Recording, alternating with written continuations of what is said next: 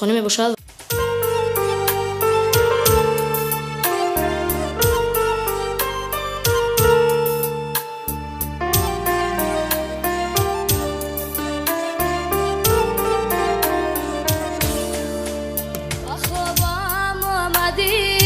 مادر شبانا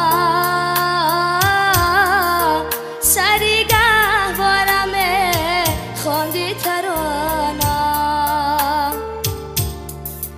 با خوابم آمدی مادر شبانا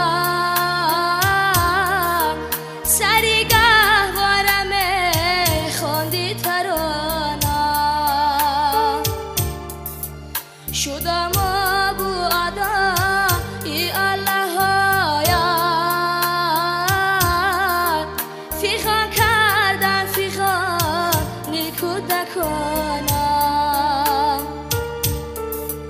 شدم ابو ادای الله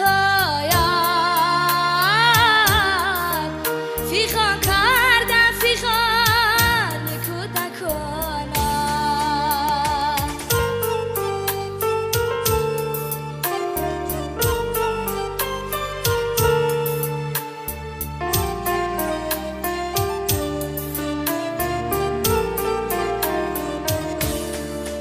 سحرگاه زیجا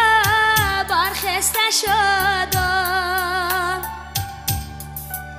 ندیدم روی گرمت مادری جان سحرگاه زیجا برخسته شدم ندیدم روی گرمت مادری جان نصیحت ها و پند دی سود ماندد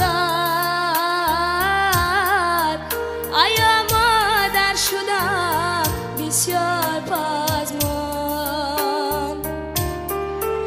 نصیحت ها و پند دی سود ماندد